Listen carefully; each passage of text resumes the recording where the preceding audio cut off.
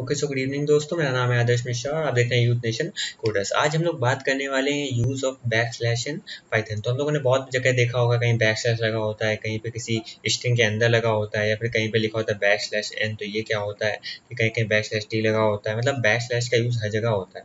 ठीक है, ये बैक स्लैश डिफरेंट होता है वो डिवाइड वाले ऑपरेटर से। डिवाइड वाला ऑपरेटर आपका अलग होता है। ठीक है, तो आज हम लोग यही जानने वाले हैं कि इसके कौन से 3 यूज़ है हमारे पाइथन में। यूज़ तो असल में बहुत जगह बहुत ज़्यादा होता है पाइथन में, मगर जो बेसिक 3 जगह यूज़ होता है वो क्या है, आज हम लोग उसको जानने वाले हैं। चलिए शुरू करते हैं। सबसे पहले हम लोग आते हैं यहाँ पे कि हमारा पहला यूज़ क्या होता है, मल्टी लाइन स्ट्रिंग डिक्लेरेशन का। तो अगर मैं यहाँ पे एक फाइल यहाँ पे ओपन करता हूँ अपनी, और इसे देखते हैं क्या है। तो जैसे कि मान लो मेरे पास यही फाइल है, यहाँ पे मेरे पास एक एस नाम की स्ट्रिंग है जिसमें मैं सेव कर देता हूँ यूथ नेशन कोडर्स। ठीक है, तो जैसे ही मैं यूथ नेशन कोडर किया, फिर मैं चाहता हूँ कि मैं इसे प्रिंट कर दूँ। तो ये स्ट्रिंग जो है सिंगल लाइन में मैंने स्ट्रिंग को क्या कर दिया है, डिक्लेयर कर दिया है और इनिशियलाइज कर दिया यूथ नेशन कोडर से। ठीक है, देखो ठीक है, तो आंसर आ रहा है। मगर अगर मैं चाहूँ कि यूथ मैं यहाँ लिखूँ और नेशन नीचे लिखूँ और कोडर जो है वो उसके नीचे लिखूँ, अगर मैं ऐसा करूँ, अगर मैं ऐसे रन करके देखूँ, तो logically S equal to youth nation coder, ये तो कोड्स के अंदर ही होना चाहिए। तो मगर ये देखो एरर दे रहा है, क्या दे रहा है कि end of line while scanning string literal.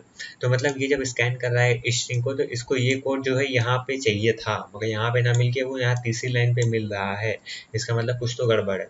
ठीक है, गड़बड़ क्या है कि हम लोगों ने स्ट्रिंग को जब वैल्यू प्रोवाइड करी तो वो अलग अलग लाइनों में प्रोवाइड करी है, भले वो कोड्स के अंदर है मगर अलग अलग लाइन में। तो इसका मतलब यहाँ पे क्या आ जाएगी, एंड ऑफ लाइन एरर आ जाएगी।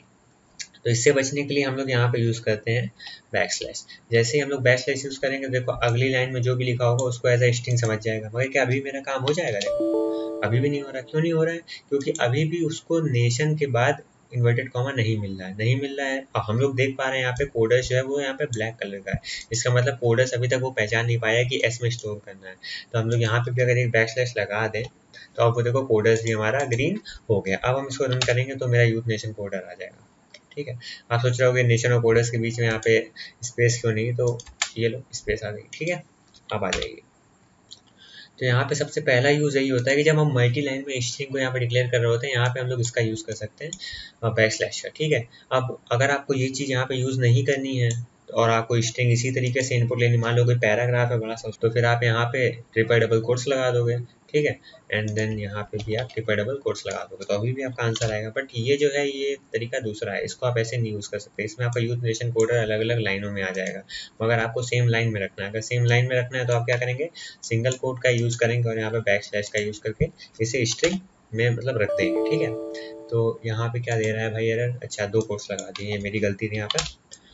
यूथ नेशन कोडर, ठीक है, बिल्कुल सही आ रहा है। तो ये था हमारा पहला यूज़। अब आते हैं इसके दूसरे यूज़ में। दूसरा यूज़ है कि used in representation of certain white space character.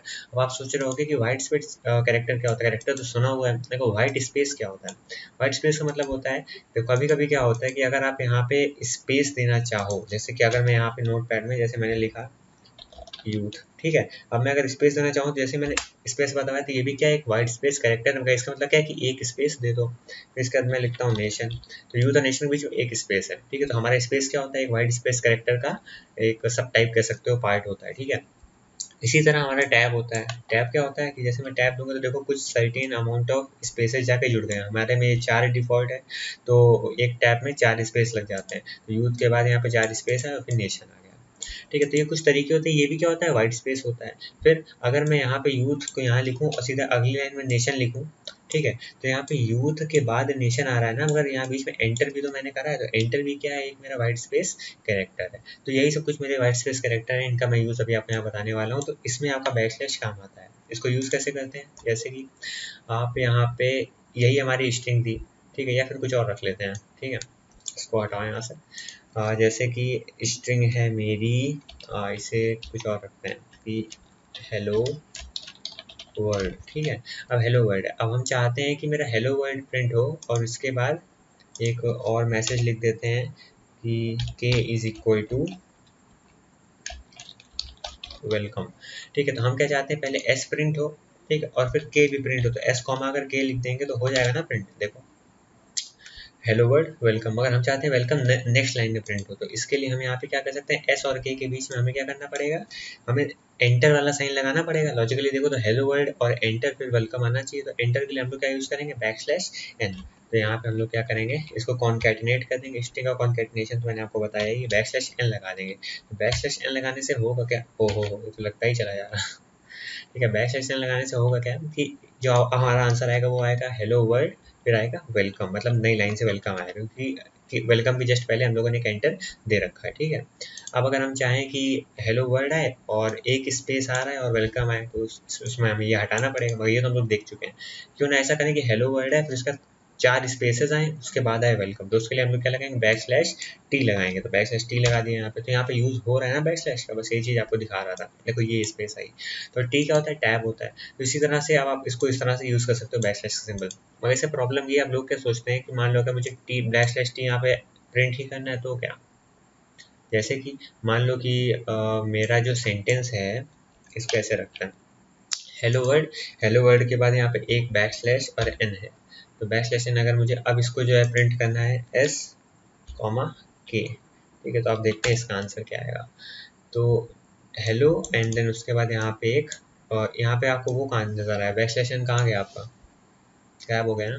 तो वही चीज़ तो यहाँ पे आपको देखनी है। अब वहाँ पे आप ये सोच रहे होगे कि ये स्पेस कहाँ से है, तो कॉमा वाला स्पेस, जब हम कॉमा से सेपरेट करते हैं प्रिंट फंक्शन में तो एक स्पेस जुड़ जाता है, वो अलग चीज़ है।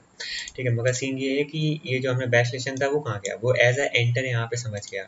मगर मान लो कि अगर हमें ऐसे ही कोई लाइन लिखनी हो, या फिर मान लो कि हमें अपना कोई पाथ देना हो, जैसे कि हमारे होता है डेस्कटॉप पे, ठीक है, एंड देन फिर ऐसे करके मान लो कुछ भी, कहीं भी माई कंप्यूटर या फिर फोल्डर का नाम फोल्डर 1, ठीक है, तो ऐसे मान लो हमें कोई पाथ देना हो तो वो भी हम नहीं दे पाएंगे। तो ऐसे सीन में मान लो यहाँ पे अगर हम बैक स्लैश एन, किसी भी रीज़न से हमें स्ट्रिंग में बैक स्लैश एन लगाना है, बैक स्लैश टी लगाना है, तो वो लगा ही नहीं सकते, हमारा आंसर ही गलत आएगा। तो उस केस में क्या किया जाए, तो वहाँ पे भी आपका बैक स्लैश ही यूज़ होता है। जैसे कि आपको यहाँ पे बैक स्लैश टी लगाए, तो मैं आपको रन करके दिखाता हूँ। इसका आंसर आएगा डेस्कटॉप और थोड़ा सा स्पेस फिर फोल्डर। ठीक है, अब यहाँ पे आप ये देख पा रहे हो कि बैक स्लैश टी जो है यहाँ पे गायब हो गया।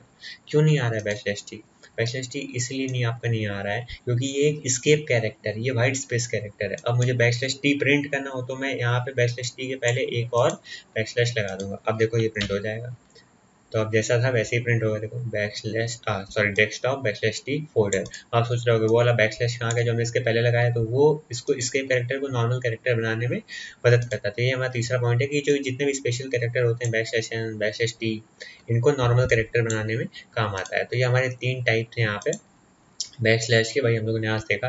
अब यहाँ पे इस केस में अगर आपसे कोई पूछ ले कि आपके पास एस इक्वल टू ये दिया है और यहाँ पे मान लो बैक स्लैश एन दिया है, आपसे कह दे कि बताओ एस में क्या प्रिंट होगा, तो आप बोलोगे डेस्कटॉप। और जहाँ आपने देखा 2 स्लैश लगे, इसमें मतलब समझ लो कि ये वाला जो स्लैश है जो पहले लगा है, ये आगे वाले आने वाले हमारा जो भी कैरेक्टर होगा स्पेशल कैरेक्टर, उसको कन्वर्ट कर देगा नॉर्मल कैरेक्टर में। मतलब ये वाला बैक स्लैश खुद तो कुर्बान हो जाएगा, मगर इस बैक स्लैश एन को एक नॉर्मल स्ट्रिंग बना देगा।